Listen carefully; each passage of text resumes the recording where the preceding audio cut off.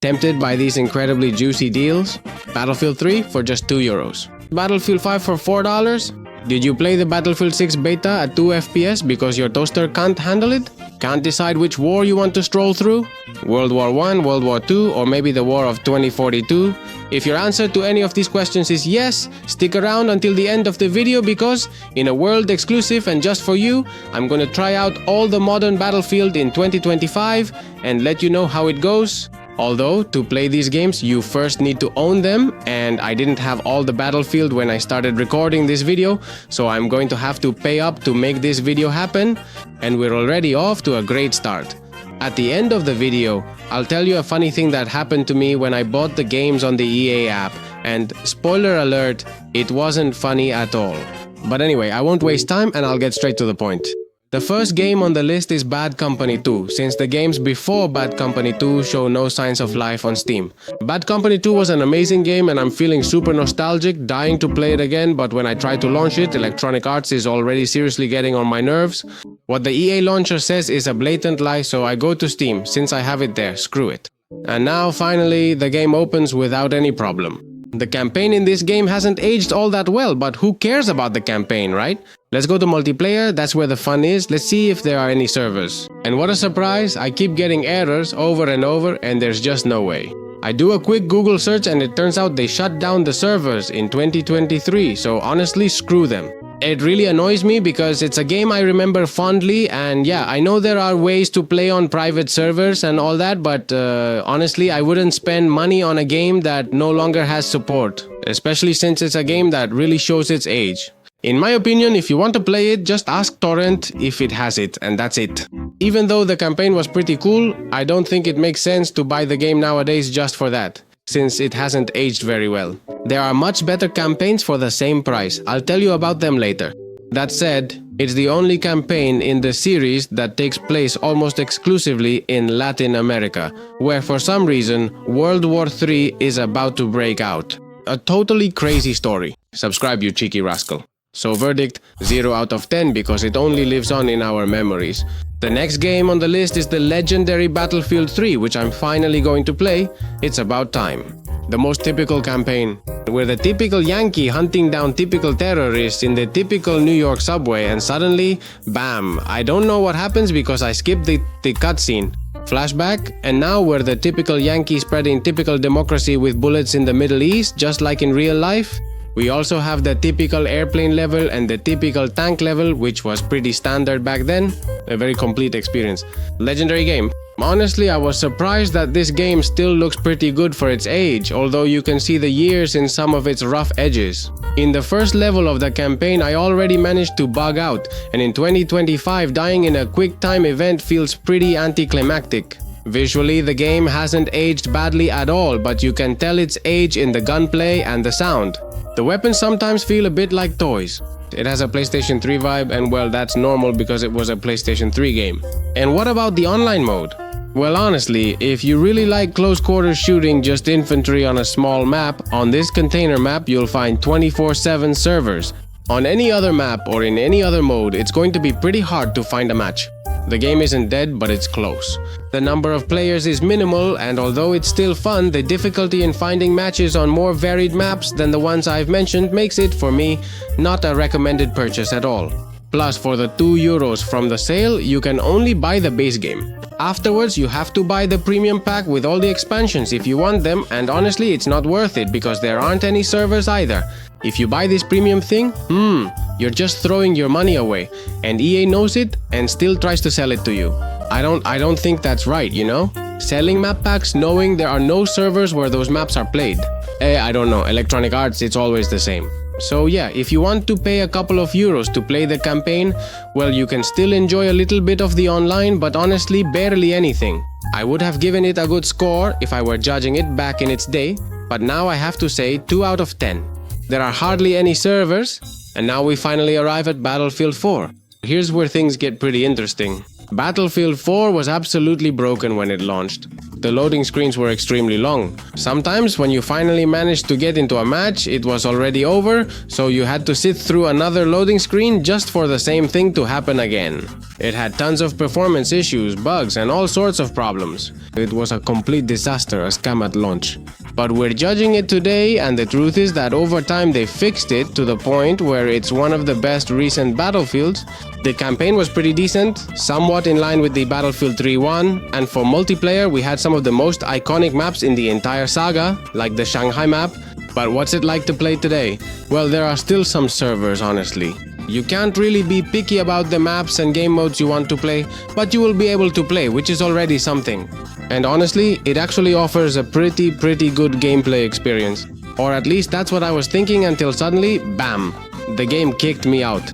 I didn't really understand what was going on, so I went back in, joined another match, and after 5 minutes in the game, boom, it kicked me out again.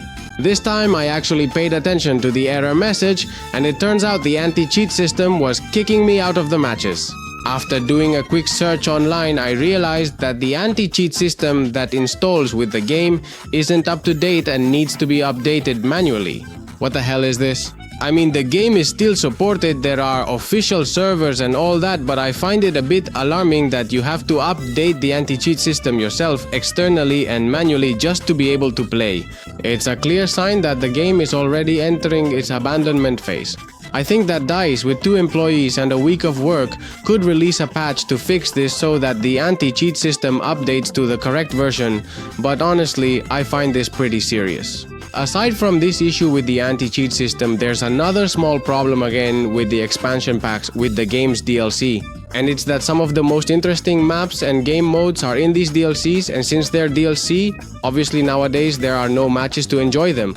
So once again, buying the DLCs becomes totally pointless. But anyway, all in all, it's still a pretty decent and enjoyable game.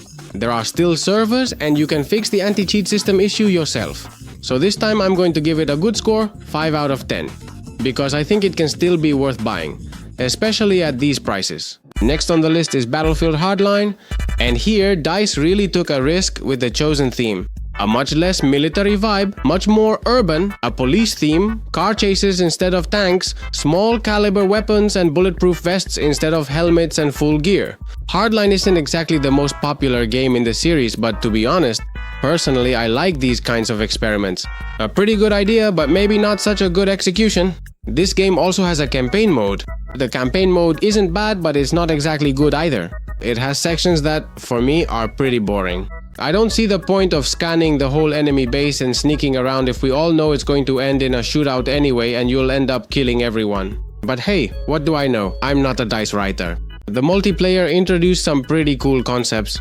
My favorite, without a doubt, is the game mode where you have to drive around the map in a car without getting interrupted. I think it's a really good idea that can lead to some very intense chase moments, both with ground vehicles and helicopters. Teams do everything they can to clear the way for their own car while trying to stop and slow down the opposing team's car. Once again, a brilliant idea, but a terrible execution, since in my opinion, the size and design of the maps didn't allow this concept to fully develop. But anyway, how about the online mode? Well, honestly, it's really hard to find a match. The time to play this car chase game mode has already passed, and if you haven't played it yet, I'm afraid it's already too late. The number of active players is just too low for me to recommend it. I'm sorry, it's a shame, because it's a slightly different experience and it would have been nice if it could be enjoyed in one way or another, but it's just not going to be possible. So Hardline 1 out of 10. I can't recommend it when so few people are playing, even now that there are these discounts.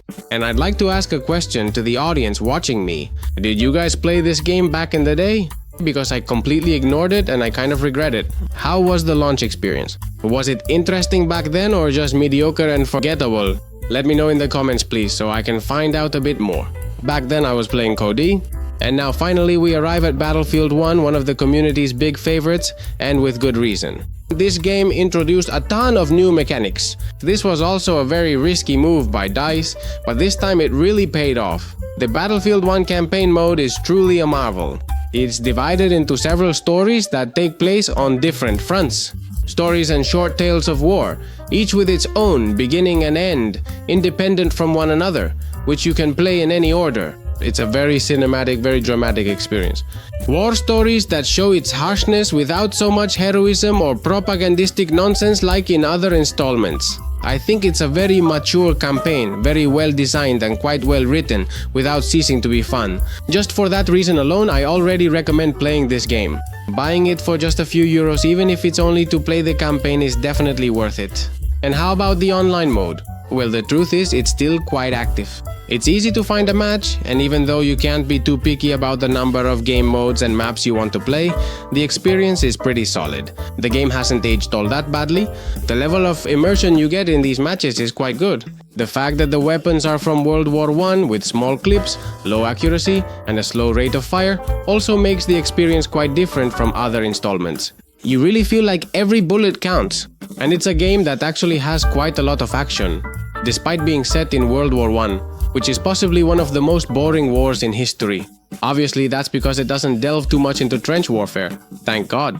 Mechanics like mustard gas, which basically lets you put on a gas mask to survive inside the poison cloud at the cost of not being able to use your weapon sights, make things like hip firing something you actually use. This is just one example of the many things that were implemented in this game and make it so great. It's a well-designed experience, different enough from the rest of the Battlefield to be worth it. This is a little gem, plus it has some very minimalist and beautiful interfaces and menus. I know this isn't very important, but well, I had to mention it. So yeah, 8 out of 10. At these prices, this game is more than recommended, honestly. The experience is really worth it. And now we've finally reached Battlefield V, a battlefield where they tried to follow in the footsteps of Battlefield Y a little, but they really messed it up. Everything went wrong. Everything was backwards. Battlefield V was surrounded by controversy over things that really didn't matter. There was all this talk about historical accuracy and whatever blah blah. We don't care about that. It's a World War II game, packed with action and some pretty epic moments. The multiplayer was still quite solid. Honestly, I bought the game just to play the campaign because after the Battlefield I campaign, I was left wanting more. And well, I was still left wanting more because Battlefield 5 doesn't offer anything even remotely similar in that regard. It still has a pretty fun campaign, but on a narrative, emotional and dramatic level, it's absolutely nothing like it. It's just another shoot 'em up campaign and that's it, end of story. The multiplayer still has quite a lot of players. In fact, I'd say there are about as many servers as in Battlefield 4, which to me means there are enough servers and players to play, but just enough, you know?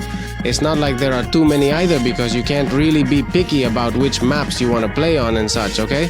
Kind of the same as Battlefield 4. Battlefield 1 was actually much better, in fact it's in better shape. In this installment, the number of improvements in terms of experience and new or groundbreaking mechanics dropped to 0. There's nothing particularly striking, and I guess that's why it actually has even fewer players than the previous installment nowadays, even though the game is newer. I don't know, maybe they should have thought it through a bit more before releasing this, right? But well, it's done now. For $4 it's still fine, although to me it doesn't make sense to buy Battlefield 5 when you can get Battlefield I, which is a bit older, but it's better in every way, offers a better experience, and I think right now they're the same price on sale, so go for the first one, and as for the fifth, only get it when you get bored of the first if it's still on sale or if you get it for free or something like that. 4 out of 10. I can't recommend it because the previous one is just better, period. And we're getting close to the end. Battlefield 2042, the fan favorite. Yeah, I'm being sarcastic. This game also launched completely broken. It was unplayable, man. It had problems everywhere. The whole thing with the operators, the agents, didn't convince anyone at all. The gadgets and all that stuff were very high tech, but when it came to gameplay, they had very little impact and were kind of frustrating. The trailer was awesome. I mean, they really tried to get the hype train going and they pulled it off. But what a disaster on launch day, man.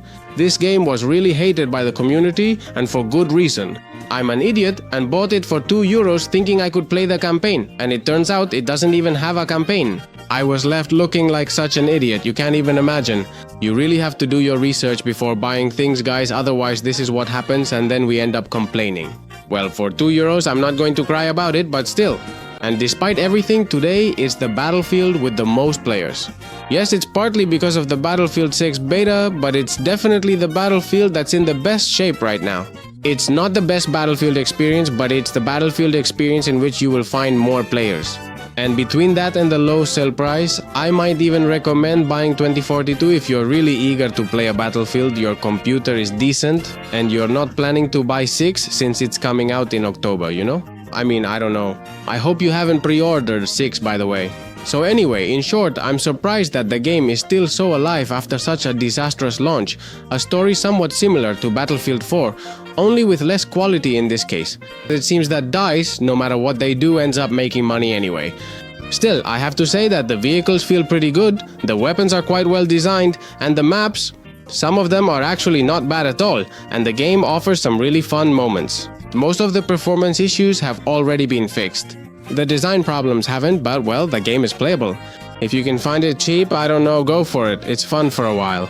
And well, that's it for the video. More or less, because Battlefield 6 hasn't come out yet, so I can't really say how it is. I've played the beta, and I have a few things to say. First of all, in the previous video I made about destruction in Battlefield, I was wrong. I thought Battlefield 6 was going to go for a much more realistic physics-based destruction system similar to what the finals has. And no, not at all. I guess it was too much trouble to change the engine and all that. No. It actually has a destruction system that's quite similar to Bad Company 2's. It's still a pretty cool system. Honestly, it works quite well, but I do find it a bit anticlimactic that shooting a wooden door with a rocket launcher basically does nothing, while shooting a building with a rocket launcher almost brings the whole thing down. Of course, it's a destruction system that adds a lot of dynamism to the matches. It's true that since some of the cover disappears after an explosion, it does create, in a way, some emergent gameplay, even if you can't interact as much with the debris and such as in the finals. Honestly, it disappointed me on one hand because I was expecting something else, but on the other hand, it also surprised me. And the thing is, it's well designed and works quite well, even if it's more or less scripted. And, well, yes, the buildings are destroyed in almost the same way every time. So that's it, that's all. No, wait. Bonus, Battlebit Remastered. I'm going to include it in this list because after all, it's still a competitor in terms of experience, right? If you want to play a Battlefield, you can play either Battlefield or Battlebit because they offer very similar experiences. But unfortunately, the game is still abandoned, and the number of players it has is frighteningly low. The game is in a terminal state, I can't recommend buying it. I know that a lot of people have switched from Battlebit to Battlefield these past weeks because of the Battlefield 6 beta, and well, after the beta, you kind of just stay, right?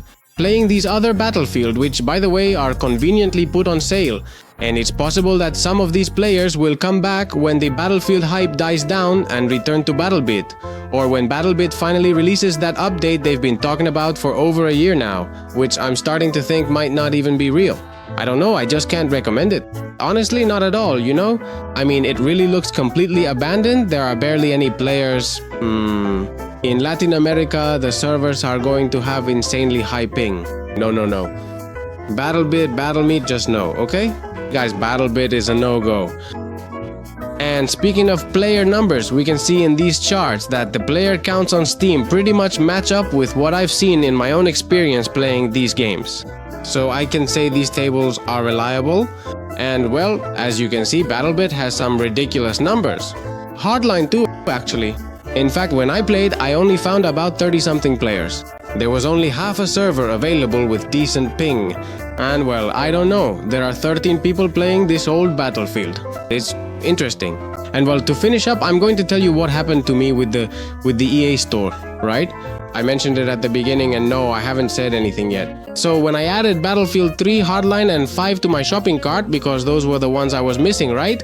From the collection, well, I paid the €8 they cost and now I could finally say I had bought all the Battlefield. Well, more accurately, that I had a license that gives me the right to use the software, blah blah blah blah blah, you know how it is. Because buying Battlefield doesn't mean you actually own a Battlefield. But anyway, getting back to the point, I was really surprised to see that even though I paid for 3 games, only one was added to my library.